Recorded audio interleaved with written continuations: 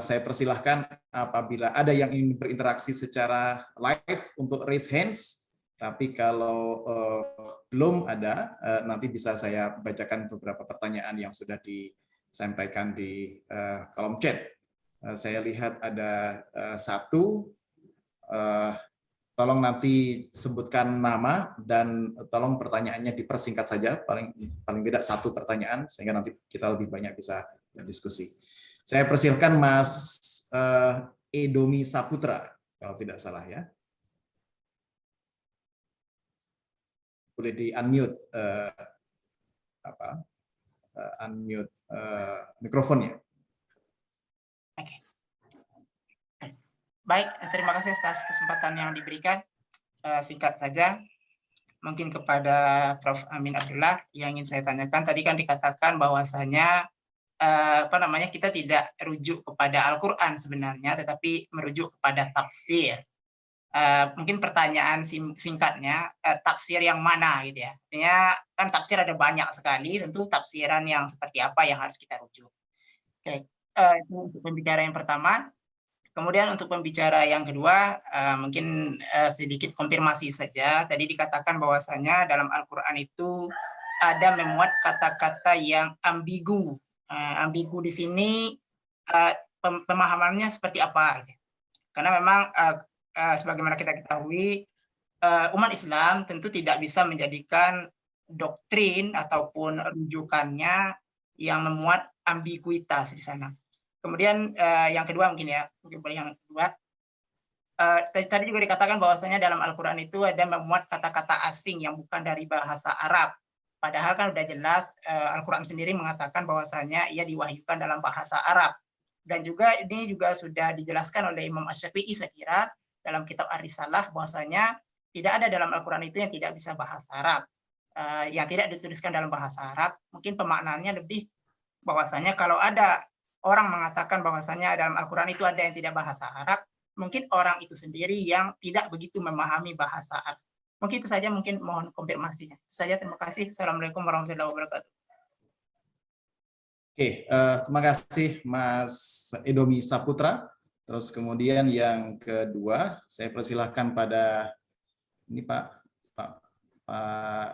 Pendeta atau Romo Albertus Pati sepertinya, yang tadi juga mencatatkan beberapa catatan di chat soal di tradisi Kristen. Monggo, saya persilahkan Pak Albertus Pati. Terima kasih Mas Siva. Terima kasih Mas Sukidi untuk uraiannya yang luar biasa, bagus, dan bagi saya ini suatu pembaruan yang luar biasa ya.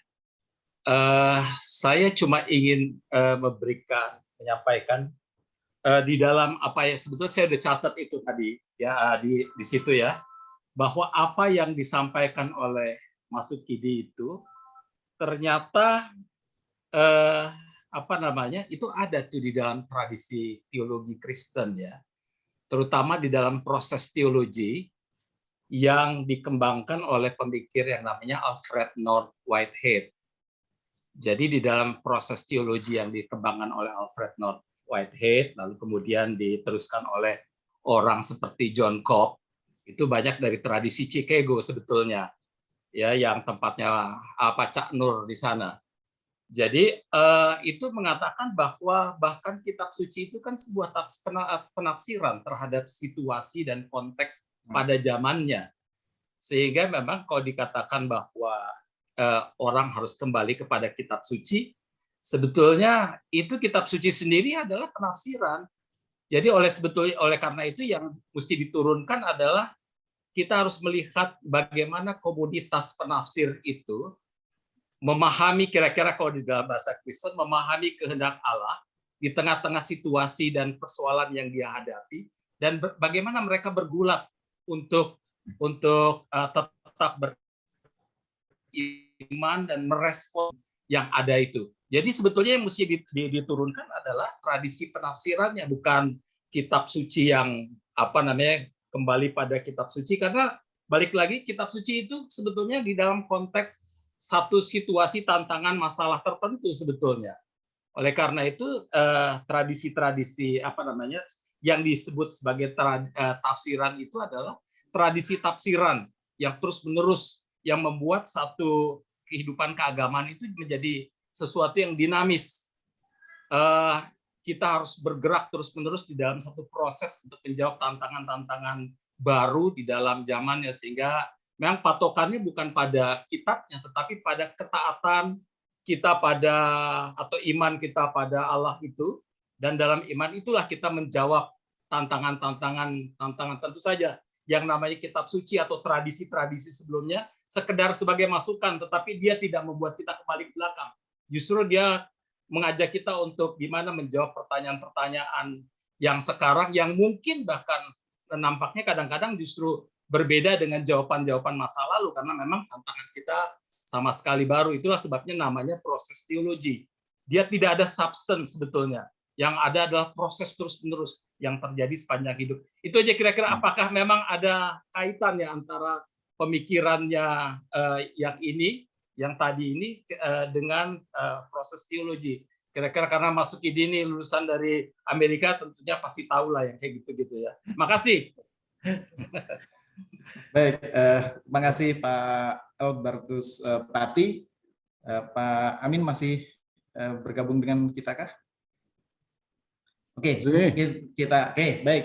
Kita jawab terlebih dahulu ya dari apa yang sudah disampaikan oleh para penanya tadi itu. Yang pertama dari Pak Mas Edomi Saputra, meskipun ditujukan kepada Pak Amin, tapi juga sesungguhnya ini tesis utamanya Mas Sukidi soal tafsir. Kalau kembali kepada tafsir yang mana, terus kemudian soal soal tafsir yang mana, terus kemudian juga ada pertanyaan soal di chat disebutkan yang nanti juga bisa disinggung oleh Pak Amin soal bisa nggak ini dijadikan sebagai basis epistemologis bagi pembangunan keilmuan Islam dan seterusnya. Monggo Pak Amin. Terima kasih. Ya, itu tadi ya hubungan antara kitab suci dan penafsirnya. Kita semua ini kan juga sebetulnya ya penafsir juga ya. Penafsir yang mana yang kita ikuti tergantung juga berapa atau jenis referensi yang kita baca juga gitu ya. Saya nggak tahu, orang awam-awam yang nggak tahu literatur itu apakah juga dengan cara dia sendiri menafsirkan juga ya, dengan caranya masing-masing begitu. Maka ya itulah kehidupan yang nyata gitu.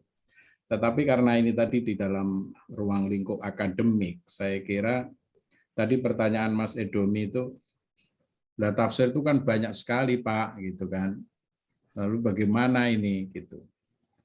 Tadi Mas Sukidi nyebut tafsir ada yang awal Islam, ya klasik, ada yang abad tengah, kemudian ada yang modern, bahkan mungkin belakangan lagi nanti akan muncul lagi.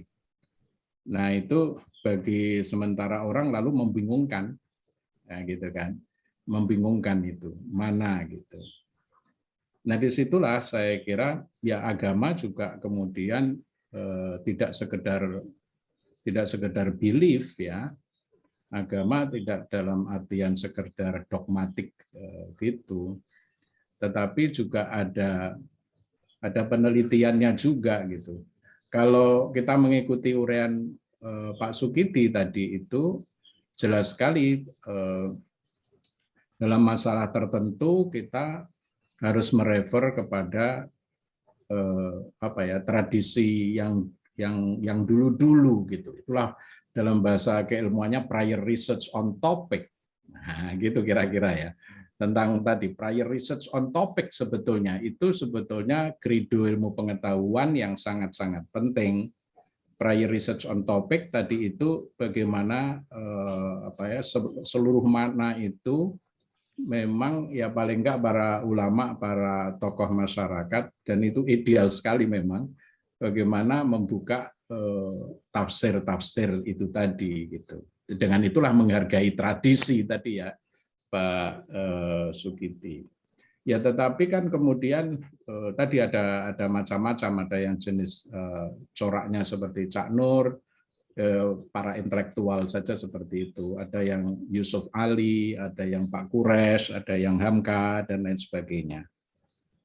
Nah tetapi memang suka atau tidak suka, memang kita dihadapkan dengan community of interpreters, untuk tidak menyebut community of kalau sekarang community of researchers begitu, interpreters pada era zaman tadi, zaman yang berbeda-beda tadi, dan ternyata sebagian tafsir-tafsir modern itu hanya mengulang kembali, mengeko saja dari tafsir-tafsir yang ada sebelumnya.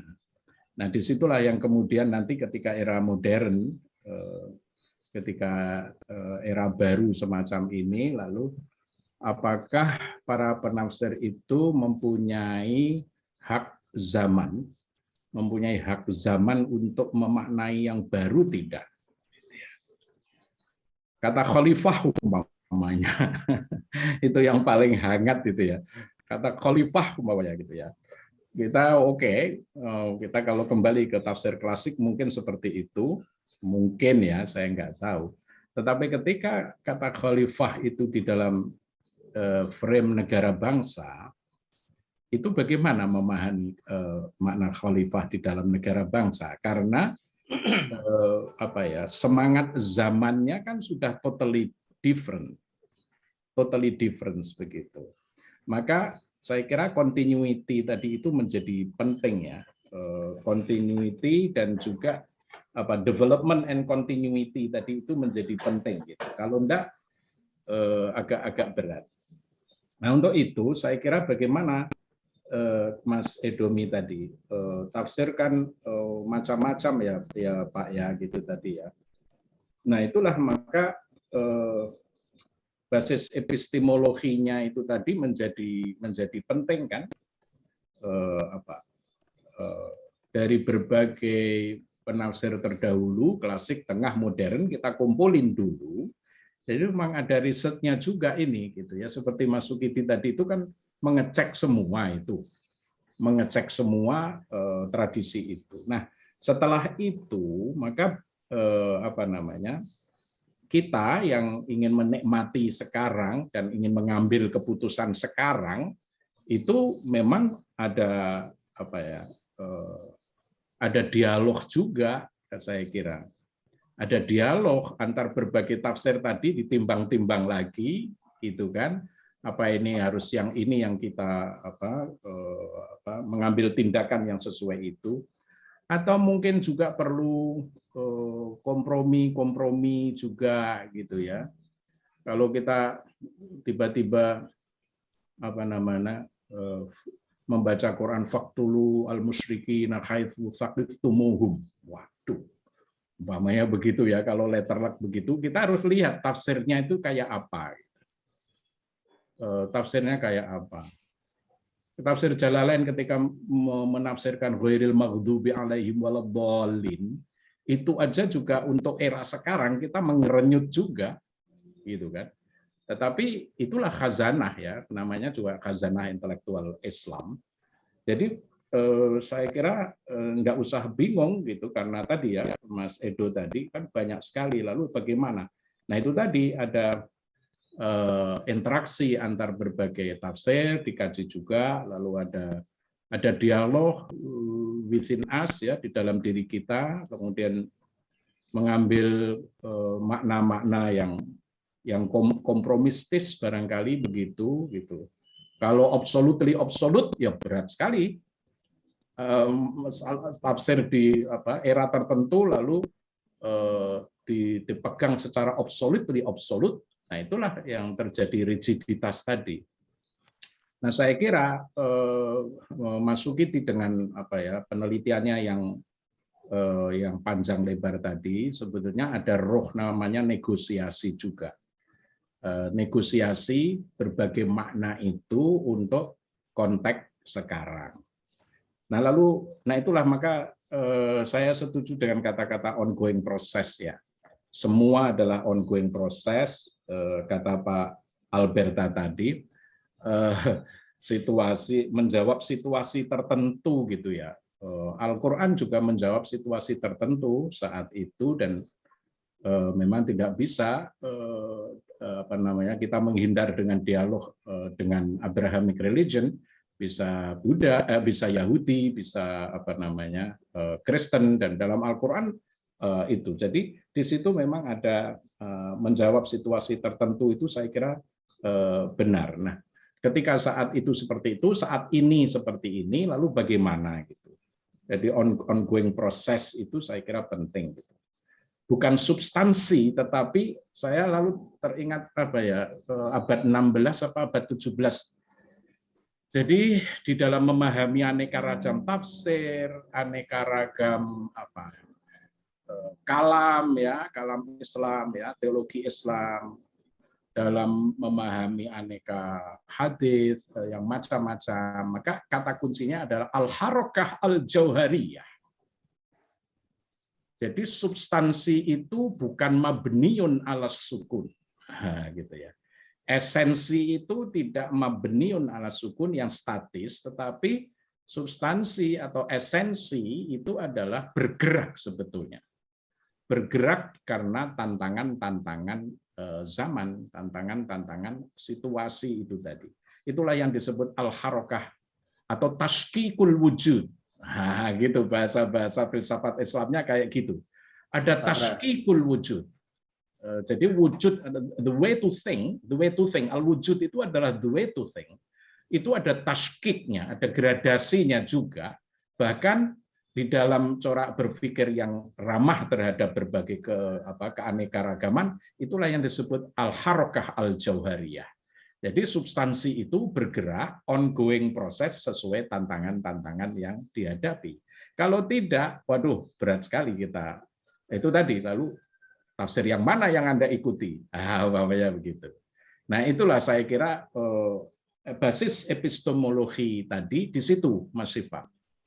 Apa tadi siapa Mas yang tanya tadi ya? Basis epistemologi menjadi penting di situ untuk memperbaiki atau meneruskan tradisi, percakapan dengan tradisi dikontekskan dengan problem-problem yang dihadapi manusia Muslim sekarang.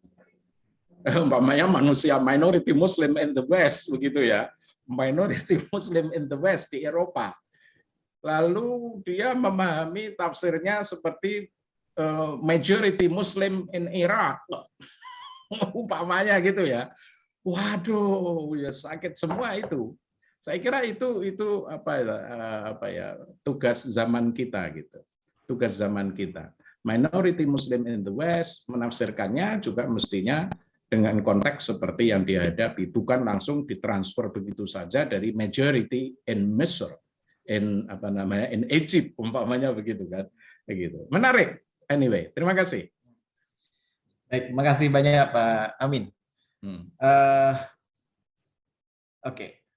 Baik, langsung saja Mas Sukidi untuk menanggapi beberapa tadi pertanyaan soal gharib fil Quran tentang kata-kata asing, apakah ada?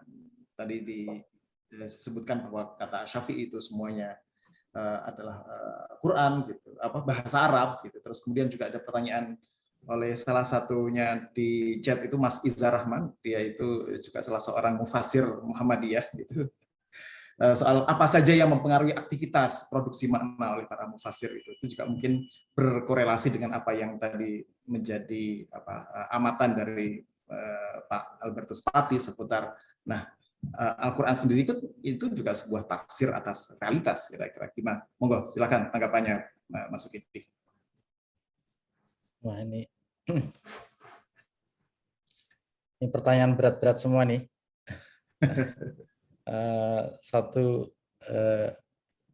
Dan ada banyak pertanyaan dalam kolom chat juga. Salah satunya dari Mas Izzar Rahman, adik kelas saya tahu anak ini pinter dan ahli tafsir.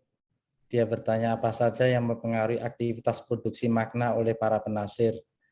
Bagaimana para mufassir menyikapi perbedaan pemaknaan itu sendiri, itu bagus sekali. Dan banyak yang lain juga. Saya ada total berapa pertanyaan ya? Banyak sekali. Ya, ada banyak nanti kita koleksi dan jika memungkinkan kita. Ya, pertama Mas Edo, saya kira pertanyaan Anda cukup bagus sekali dan saya senang. Salah satu hal yang saya syukuri Mas Amin dari sejumlah ceramah saya entah di Muhammadiyah, di Cak Nurian maupun di UIN itu adalah keterbukaan di kalangan generasi baru untuk melihat kemungkinan dan eksplorasi sesuatu hal yang baru. Suatu hal yang baru. Anda bisa cek di literatur pembaharu sebelumnya, adakah yang berani mengatakan bahwa tidak ada makna dalam Quran? I think I'm the first person to say that. I have to be honest to you. Saya pertama kali memberikan satu penegasan bahwa tidak ada makna dalam teks Quran. Dan saya elaborasi dari satu kolom ke kolom berikutnya dan seterusnya, semakin meyakinkan saya bahwa makna itu adalah produk dari para penafsir. Pertanyaan pertama, tafsir mana yang perlu diikuti? Nah, saya ingin mengajak, justru saya ingin mengajak the scholarly community, komunitas kesajanan, untuk mengeksplor seluas mungkin tradisi tafsir yang begitu kaya. Dan Anda disebut sebagai Muslim Sunni is precisely because you are open to diversity. You are open to multiple interpretation and you are open to multiple meanings. Being Sunni itu adalah being open, terbuka untuk segala keragaman. Keragaman dari fikih, keragaman dari tafsir, keragaman dari madhab, dan seterusnya. Itu pertama. Sehingga tafsir mana yang diikuti tergantung. Kalau Anda seorang sufi dengan orientasi tradisi sufistik, dan Anda punya afiliasi misalnya terhadap salah satu sekte dalam tradisi Islam, Anda bisa mengikuti misalnya tafsirnya Tustari misalnya. Kalau Anda misalnya Syi'i, Anda bisa membaca tafsirnya Ja'far Shadiq. Dan sekarang sudah ditemukan Ja'far Shadiq, dan dia memberikan penafsiran-penafsiran yang tak terpikirkan di kalangan Sunni, jujur aja. Dan apakah makna yang diproduksi oleh Ja'far bin Shadiq misalnya ya, itu adalah makna yang diwahyukan Tuhan kepada Muhammad? Saya tidak berani mengatakan begitu. Itu product of his own interpretation. Tapi Mas Edo ya, saya justru ingin membuka ini agar periode kontemporer ini, periode modern, periode sekarang ini tidak melulu disajikan pada makna yang tunggal. Dan itu memang penanda dari satu modernitas. Modernitas itu menghendaki satu uniformity, satu ketunggalan. Sementara the culture of early Islam, kultur early Islam, itu adalah the culture of multivocality.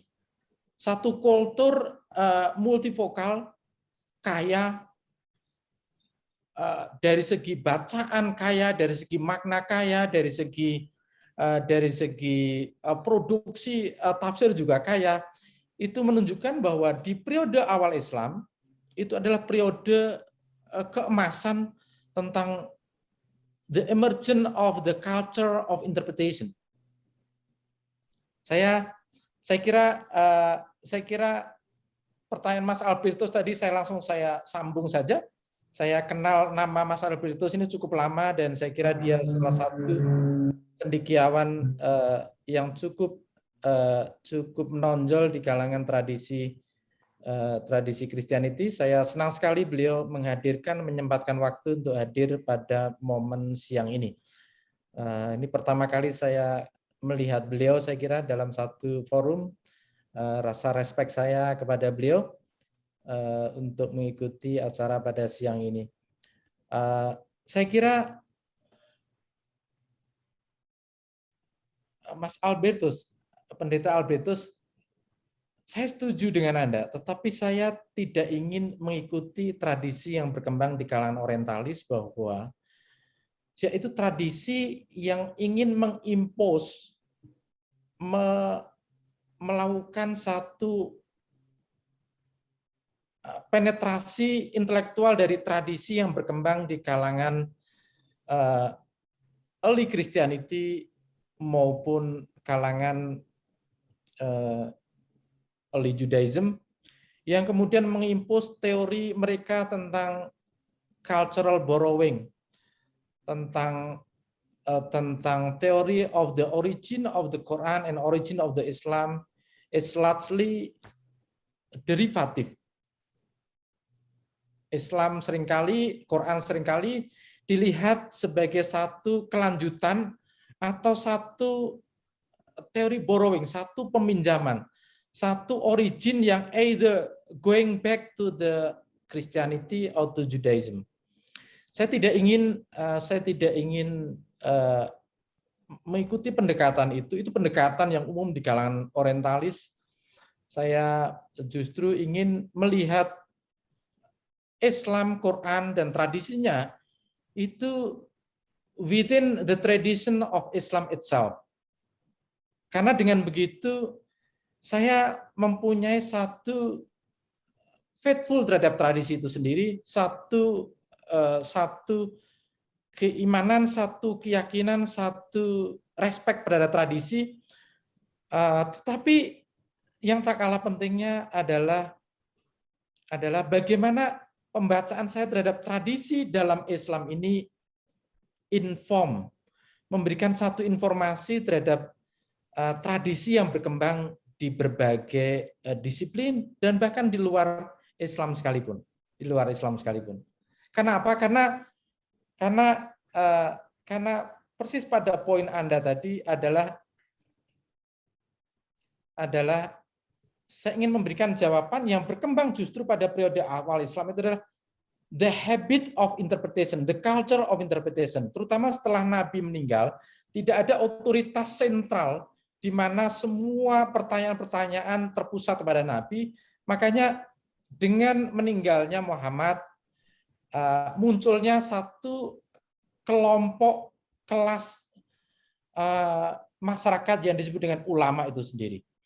Ulama inilah yang seringkali diabaikan, dan karena itu saya memberikan porsi yang cukup besar untuk studi pada ulama ini, tetapi dengan satu pendekatan yang relatif baru. Bagaimana ulama berpartisipasi dan engage terhadap production of meaning yang akhirnya mereka atributkan pada Quran itu sendiri. Dan production of meaning ini buat saya cukup produktif ketika dibaca dalam lensa tradisi yang internal within Islam itself. Kalau kita baca tradisi ini in relation to the early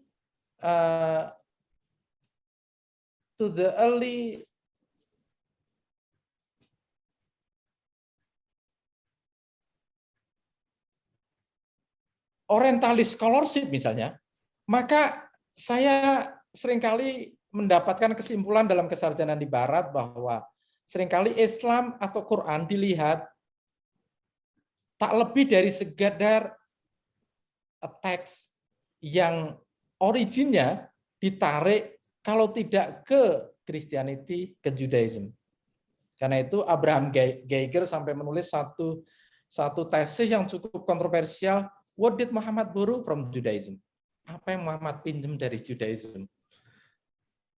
Saya tidak mengikuti, saya jujur saja saya tidak mengikuti tradisi ini, dan saya ingin membangun satu tradisi yang lebih, tradisi kesarjanaan, tradisi intelektual yang lebih faithful terhadap tradisi dalam Islam itu sendiri, dan reading the Quran in the light of the early Muslim community. Itu lebih produktif dan lebih bisa memberikan satu engagement terhadap komunitas, dan mereka lebih bisa menerima dengan cukup baik.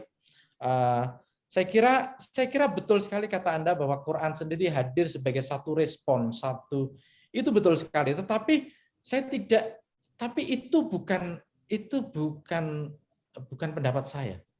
Itu pendapat ulama periode awal Islam, bahwa Quran itu was revealed in response to question, to criticism, to statement, yang diajukan oleh komunitasnya. Misalnya Quran surat Al-Furqan ayat 32, qala alladziina kafaru laula nuzila alaihil Qur'an jumlatan wahidatan. Ini contoh. Qala alladziina kafaru. Kalau kita tidak tahu bahasa Arab dan kita hanya merujuk pada terjemahan, seolah-olah qala alladziina kafaru itu maknanya orang-orang kafir. Tapi who is exactly speaking in this passage? Kita tidak perlu jawaban di Quran. Quran hanya mengatakan qala alladziina kafaru. Those who disbelieve said. Mereka yang tidak percaya berkata. Atau lebih tepatnya bertanya kepada Muhammad. Tapi who is the identity of those who disbelieve? Quran tidak memberikan jawaban. Jawabannya ada di mana?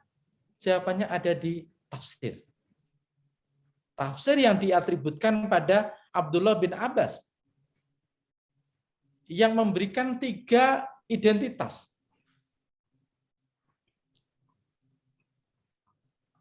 Kata Abdullah bin Abbas, alladzina kafaru itu adalah al-Yahud, orang-orang Yahudi. Dan ini Mas Albertus yang menjadi kesimpulan dan diambil begitu saja oleh sarjana besar John Wansbrook. Dia menulis satu karya besar yang kemudian menjadi kontroversi dan menjadi rujukan untuk mereka yang studi tentang the early Islam, the early Islam itu sendiri.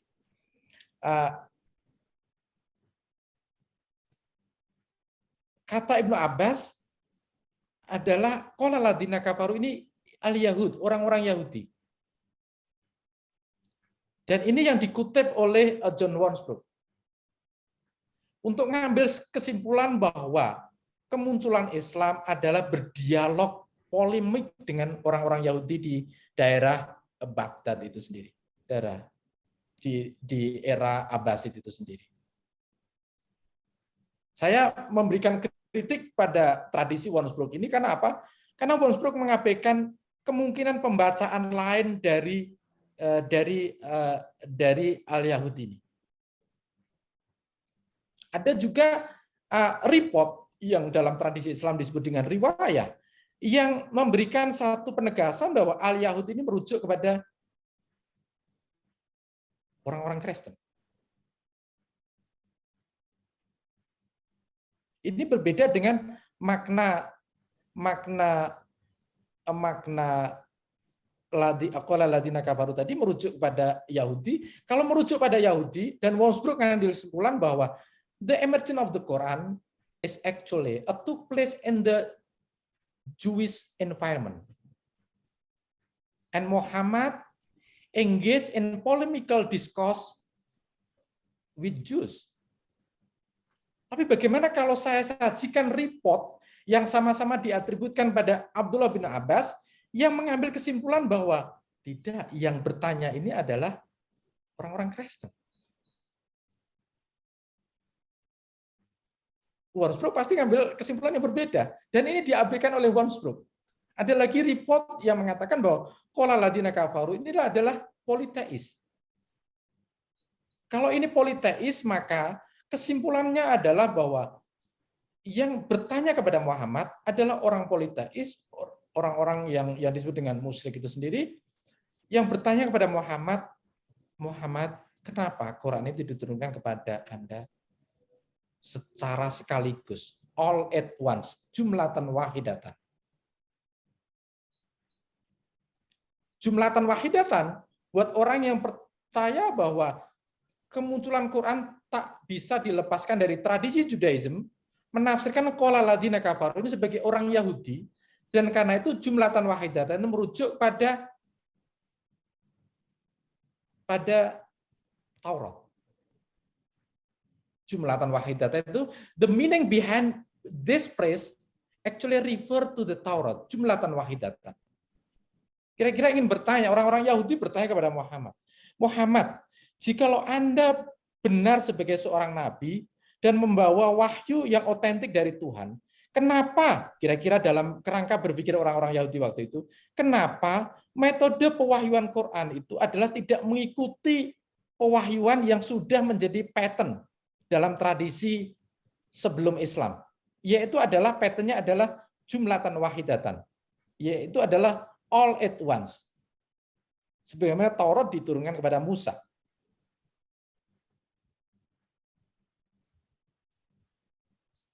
Nah, tetapi jadi ini makanya kembali pada Quran itu tidak menyingkap perdebatan ini, tidak menyingkap satu polemical discourse yang lebih hidup dalam tradisi awal yang kemudian disajikan dengan satu konteks pewahyuan itu sendiri yang di-preserve dalam satu genre yang disebut dengan asbabun nuzul. Konteks pewahyuan itu memberikan satu pesan penting bahwa proses pewahyuan Quran itu adalah jawaban liqaumihim sebagai respon terhadap pernyataan atau kritik umat Muhammad. Karena itu ini saya kira penting sekali dipahami bahwa proses pewahyuan itu sendiri kadang dan seringkali juga terjadi karena tidak semua Quran itu adalah ada konteks pewahyuannya, tetapi banyak juga yang punya konteks pewahyuannya. Konteks pewahyuan itu memberikan satu reason kenapa ayat ini diturunkan, karena jawaban liqaumihim. Sebagai satu jawaban in response to terhadap pertanyaan-pertanyaan yang diajukan Muhammad. Sehingga ini kalau kita memahami proses pewahyuan seperti ini, kita melihat tradisi pewahyuan dalam Islam cukup hidup. Karena di situ melibatkan sejumlah agensi. Muhammad yang berkeluh, yang menunggu wahyu, ada pertanyaan yang kemudian wahyu datang untuk merespon pertanyaan itu. Lebih dinamis. Saya kira itu saya tidak ingin terlampau panjang, khawatir yang lain tidak terjawab. Mas Edo, makna ambigu itu makna yang banyak sekali di Quran ya. Misalnya itu makna yang kita tidak memperoleh the first order of meaning. Jadi if you read the text, membaca teks, you don't get exactly what the text means. Karena itu banyak sekali watak Quran itu yang bersifat ambigu. Ambigu itu Quran itu menampilkan satu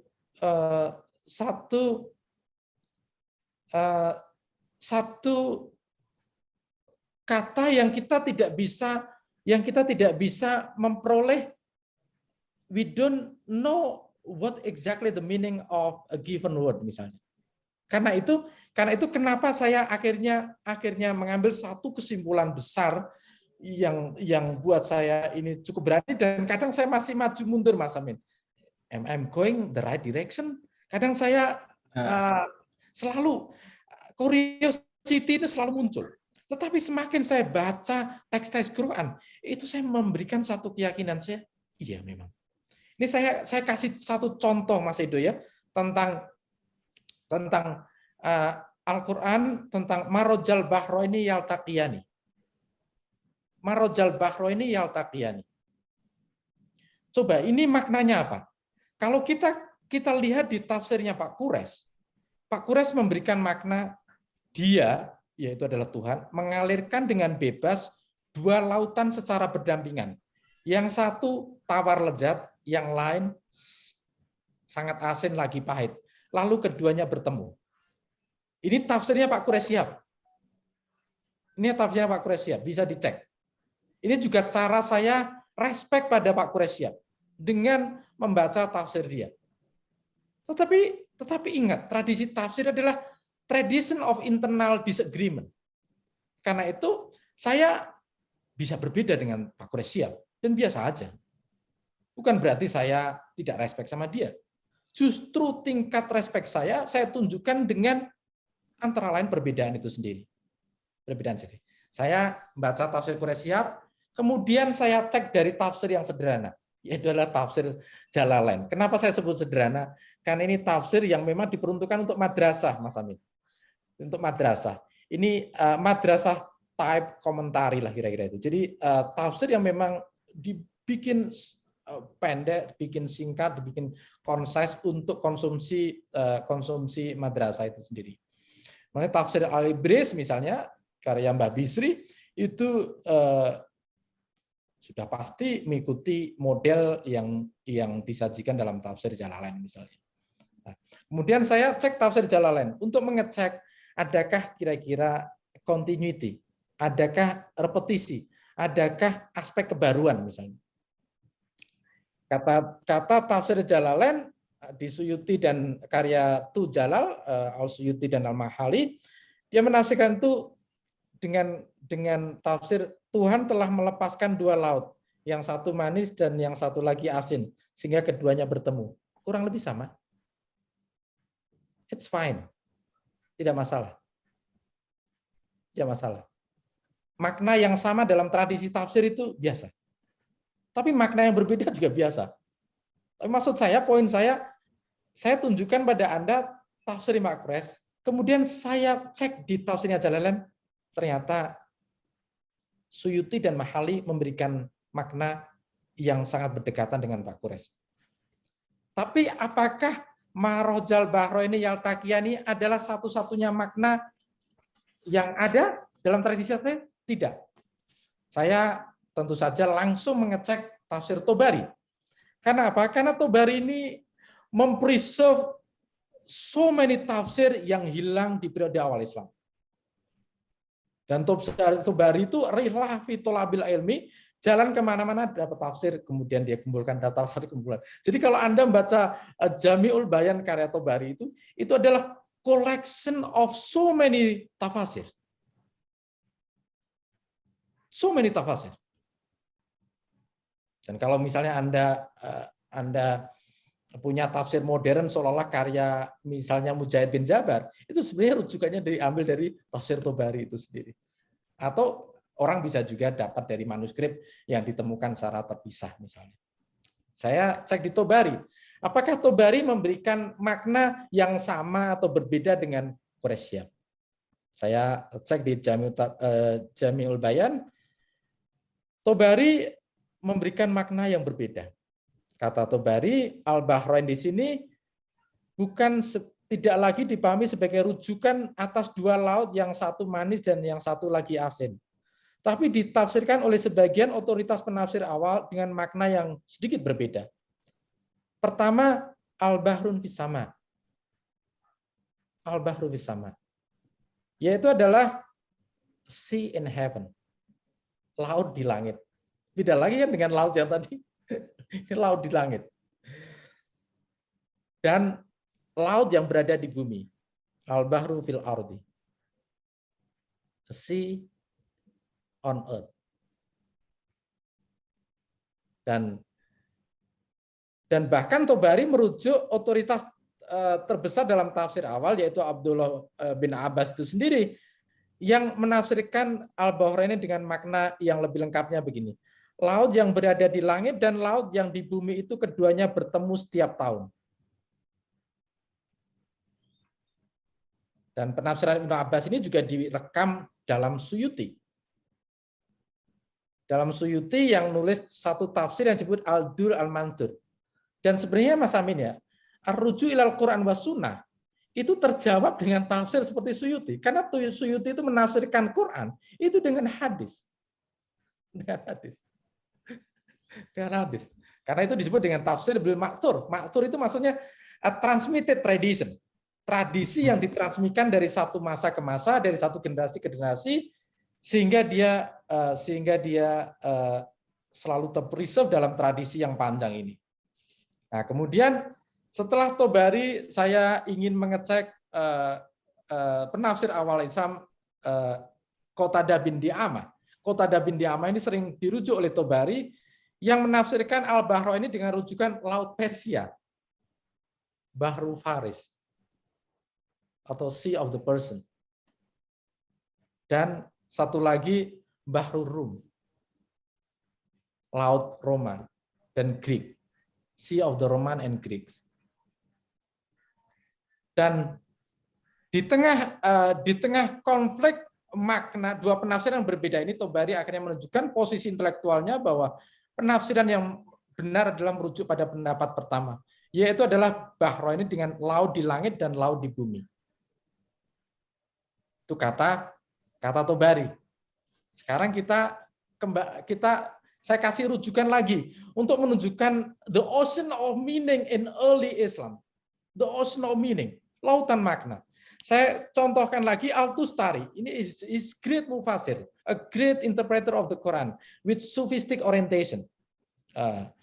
Kata Tustari, Marojal Bahraini Yaltaqiyani itu merujuk atas dua laut dalam diri manusia. Dua laut dalam diri manusia. Salah satu lautan itu adalah hati yang berisi berbagai permata. Permata iman, permata gnosis, permata kesadaran keesaan Tuhan, permata kepuasan, permata cinta, permata kerinduan, permata kesedihan, permata kebutuhan akan Tuhan, dan permata lainnya. Satu lagi adalah an-nafs. Laut lainnya adalah diri itu sendiri.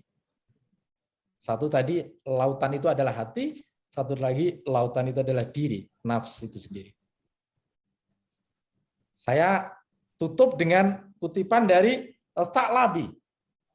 Tsa'labi ini tafsirnya baru ditemukan dan menjadi satu kajian menarik sekali dari kolega Muslim saya di Amerika, di Toronto, Walid Saleh. Dia studi Kashful Bayan itu cukup brilian dan memberikan impak yang cukup besar dalam tradisi tafsir. Saya cek langsung ke tafsir Tsa'labi. Dia memaknai dua lautan berbeda lagi. Al-Bahrain itu. Yaitu adalah ada dua lautan antara hamba dan Tuhannya. Pertama adalah lautan keselamatan. Bahrun Najah. Lautan keselamatan. Laut keselamatan. Maaf, Bahrun Najah. Dan itu adalah Quran. Dan barang siapa berpegang teduh pada Quran, maka dia akan selamat. Satu lagi adalah laut kebinasaan, Bahrul Halak, dan itu adalah dunia.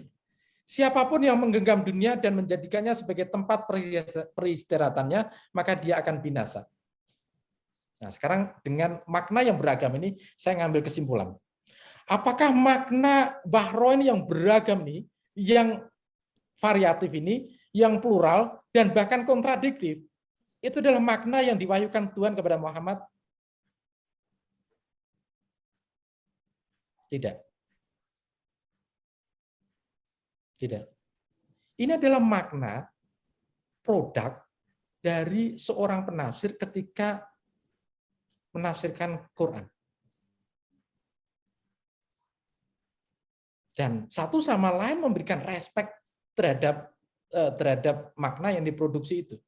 Karena itu saya ngambil kesimpulan bahwa makna-makna yang beragam, termasuk Al-Bahrain ini, adalah humanly constructed. Adalah konstruksi manusia, secara spesifik konstruksi dari penafsir itu sendiri. Penafsir ketika mereka engage terhadap teks-teks Quran itu sendiri.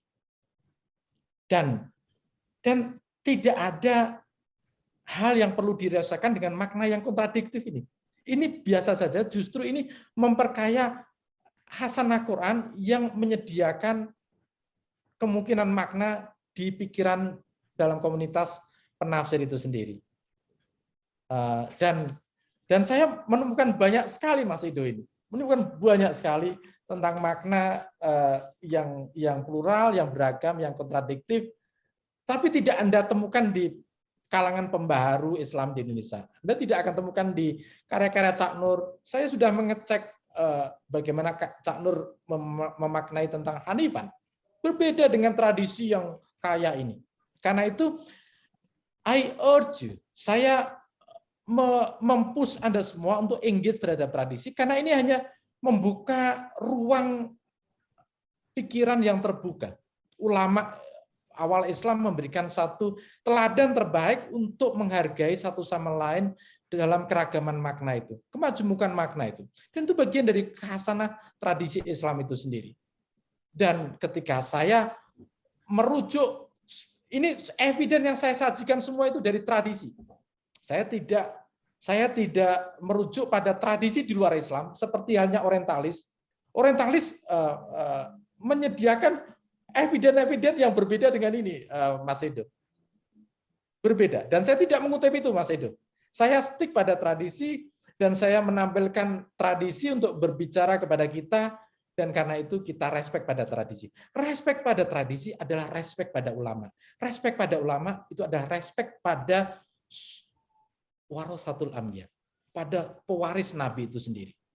Karena itu kita harus respect pada ulama. Respect pada ulama. Respect pada ulama. Tapi tentu saja ulama yang saya maksud adalah ulama yang saya berikan makna yang cukup ketat tadi. Cukup ketat tadi. Terakhir Syafi'i, saya studi Syafi'i. Saya membaca risalah cukup dekat, dan pendapat Mas Edo benar. Syafi'i memang mewarisi satu tren besar dalam pendapat yang disampaikan Mas Edo itu disampaikan Syafi'i di kitab Ar-Risalah. Ar-Risalah itu adalah treatise dalam teori usul fikih, tapi oleh Syafi'i ini adalah treatise yang bersifat polemis. Sifat polemis. Syafi'i menulis ini dengan sifat polemis. Bahkan ketika dia ingin mendefense ingin mempertahankan bahwa seluruh kata dalam Quran itu adalah divine origin dan dalam bahasa Arab. Tidak ada kata-kata asing dalam Quran. Itu pendapat Syafi'i, dan itu polemik dengan aku ingin nyebutnya sebagai interlokutor saja, interlokutor. Orang tidak tahu sebenarnya siapa yang dijadikan dialog oleh Syafi'i, karena Syafi'i he didn't mention his interlocutor. Dia tidak menyebut interlokutornya. Lawan polemiknya siapa? Orang menduga-duga adalah Mu'tazilah. Juga ada orang menduga Mu'tazilah karena Mu'tazilah ini punya paralelisme, kemiripan, dan juga aliansi dengan murid-murid Imam Abu Hanifah. Ada juga lawan polemik Syafi'i adalah murid-murid Imam Abu Hanifah di Baghdad itu. Dan memang masa Syafi'i di Baghdad ini tidak lama, pendek sekali, karena saya menduga Syafi'i tidak nyaman dengan situasi Baghdad waktu itu yang didominasi oleh mereka yang background-nya adalah Persia. Oleh Persia. Maka kalau Imam Syafi'i misalnya ngambil kesimpulan bahwa syarat sah sholat itu misalnya harus dalam bahasa Arab, tapi di kalangan murid-murid Imam Abu Hanifah tidak. Itu tidak menjadi syarat sah. Karena apa? Karena background-nya murid-murid Imam Abu Hanifah adalah Persia, yang mereka ingin memberikan satu akomodir terhadap orang-orang Persia yang baru convert pada Islam, yang belum tahu bahasa Arab, sehingga diberikan satu rukhsah, satu keringanan. Orang yang sholat tidak pakai bahasa Arab juga benar. Tetapi tesis polemik tentang foreign word in the Quran, gharibul Quran, terutama dalam konteks Imam Syafi'i yang diletakkan dalam kitab Risalah, ini sebenarnya take place, terjadi pada ruang polemik di mana Imam Syafi'i ingin mempertahankan satu tesis bahwa semua yang di Quran itu adalah berbahasa Arab, dan karena itu kalau orang ingin memahami Al-Quran itu harus paham bahasa Arab, harus tahu bahasa Arab, harus tahu cara orang Arab berbicara sekaligus. Dan ini bagian dari the Arabness of Imam Syafi'i. Ya, Abu Zaid sudah menulis itu cukup bagus, Imam Syafi'i, dan saya ingin menutup dengan satu penegasan bahwa saya menduga bahwa Imam Syafi'i ingin menarik kembali Islam yang sudah berkembang pesat waktu itu ke originnya, itu adalah di Hijaz itu sendiri. Karena itu dia ingin memberikan satu priority, satu prioritas kepada orang-orang Arab untuk kembali mendalami tradisi Islam. Karena apa? Karena di Baghdad itu mulai bermunculan ahli ulama yang background-nya tidak lagi Arab. Mereka background-nya Persia. Sahabat saya studi tentang Al-Juwaini dan dia bisa lebih menjelaskan dengan baik bagaimana para pelaku knowledge discourse itu di periode itu udah mulai didominasi oleh mereka yang berasal dari Persia, dan Syafi'i mulai khawatir orang-orang Persia kira-kira gitu pada mereka yang menjadi lawan-lawannya, kalau kamu ingin memahami Quran, kamu harus tahu bahasa Arab. Untuk tahu bahasa Arab, kamu harus belajar pada native speaker of the Arab. Karena apa? Karena pemaknaan Quran itu mengikuti lisan orang Arab itu. Mengikuti lisan orang Arab. Saya bisa kutipkan salah satu paragraf dari Arisalah untuk memberikan satu penegasan betapa Imam Syafi'i memberikan satu penegasan tentang pentingnya orang mengetahui bahasa Arab dan juga ngikutin Arab. Jadi kata Imam Syafi'i gini, qala Syafi'i, innama khataballahu bi kitabi al-araba bilisaniha. Kata Imam Syafi'i, di dalam kitabnya Tuhan mengadres orang Arab dalam bahasa mereka. Dalam bahasa mereka. Fa innama khataballahu bi kitabihi al-araba bilisaniha. Jadi Tuhan kira-kira kalau dalam bahasa kita, Tuhan mewahyukan Quran kepada orang Arab itu dalam bahasa Arab. Dalam konteks ini Imam Syafi'i ini mengatakan bahwa Tuhan itu mengadres orang Arab dengan menggunakan bahasa mereka. Kemudian dia lanjutkan, alamat ta'rifu mimma'aniha. Sesuai dengan apa yang orang Arab ketahui tentang maknanya itu sendiri. Ini cukup berani sekali. Jadi Tuhan mengadres orang Arab dengan bahasa mereka sesuai dengan makna yang mereka ketahui. Kemudian dia lanjutkan, wa kana mimma ta'rifu mimaniha ittisa'u lisaniha. Dan di antara makna yang mereka familiar, ketahui adalah ittisa' lisaniha. Keluasaan lisan orang Arab itu mengandaikan bahwa makna itu diproduksi mengikuti bahasa Arab dan juga ngikutin lisan orang Arab.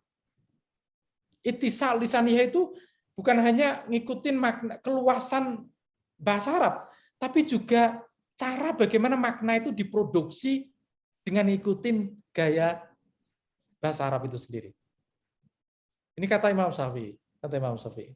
Dan buat saya, ini menarik sekali. Ini tentang teori khitab. Saya bisa bicara panjang lebar tentang ini, tapi waktunya sudah cukup saya kira. Saya terima kasih banyak atas semua yang masih berkenan hadir. Kurang lebihnya mohon maaf. Terima kasih Mas Amin, Mas Syifa, Mas Juli Qadir, semua kawan-kawan yang hadir yang tidak bisa saya sebutkan satu persatu. Ini satu kehormatan buat saya, kehormatan untuk kembali ke Muhammadiyah. Meskipun bukan kembali pada Quran dan hadis, tapi kembali pada tradisi yang terima kasih. Wassalamualaikum warahmatullahi wabarakatuh. Waalaikumsalam. Waalaikumsalam warahmatullahi wabarakatuh. Baik, terima kasih banyak atas penjelasan dan pencerahannya tentang ini agenda atau pembaruan pemikiran Islam berbasis tradisi ini. Tadi sudah diulas panjang lebar, saya tidak ingin menyimpulkan dari apa yang sudah disampaikan oleh Pak Amin maupun Mas Sukidi. Nanti silahkan bisa dilihat ulang di tayangan YouTube di PPI maupun di PI, di Psikologi Pendidikan Islam maupun di Pemikiran Islam. Tapi secara garis besar tadi sebagaimana yang juga diungkapkan oleh Pak Amin, mengutip Imam Ali yang mengatakan kitab la yantiq walakin yantiqur rijal, bahwa kitab itu tidak berbicara dengan dirinya sendiri. Kalau kata Mas Sugidi, tidak on its own term, tidak, tapi liam tetuhur rijal, pasti dibicarakan oleh manusianya. Dan siapa manusianya? Rekomendasi utamanya adalah ya lihat early commentaries, early interpreters, para komentator, para mufasir awal yang tahu momen pewahyuan, momen kenabian, itu yang dianggap sebagai pijakan yang kuat untuk dilakukan pembaharuan. Kenapa pembaharuan? Tadi disebutkan kecenderungan orang sekarang atau orang kontemporer untuk melihat tradisi itu hanya mengambil satu pemaknaan, terus kemudian dimutlakkan pemaknaan itu, dan itu adalah ciri modernitas, dan seakan-akan makna di luar itu dianggap tidak valid begitu. Nah, kalau kita melihat tadi yang dipaparkan secara kaya oleh Mas Sugidi, kita paham bahwa tradisi kita sangat kaya sekali dari sisi penafsiran, misalnya tadi istilah Hanif, terus kemudian juga kafaru, terus kemudian fa'auha ila abdihi ma'auha, itu banyak sekali variasi maknanya, pluralitas maknanya, bahkan istilah Mas Sugidi kontradiksi maknanya gitu. Dan pengetahuan kita tentang pluralitas, kontradiksi pemaknaan dalam proses produksi makna Al-Quran itu membuat, paling tidak yang saya pahami, kita membuat kita menjadi humble menghadapi perbedaan. Sehingga apa yang disebut oleh Pak Amin tadi itu, potensi intoleransi, karohiyatul ghair, membenci orang lain itu bisa terkurangi kalau kita membaca atau punya penghargaan yang baik terhadap tradisi. Dan tadi Mas Sugidi juga sudah sangat baik mengengage mufasir klasik, mufasir modern, para pembaharu di Indonesia dari Cak Nur sampai Pak Buya Hamka dan juga Quraish Shihab. Insya Allah tradisi yang semacam ini, penghargaan terhadap tradisi, terhadap karya orang lain, dan kerendahan hati kita untuk bisa mengetahui pluralitas makna itu membuat dunia kita di dunia modern itu makin menghargai apa yang disebut juga Mas Sugidi sebagai kebinekaan. Jadi ini barangkali bisa menjadi pondasi bagi teologi kebinekaan di masa modern ini.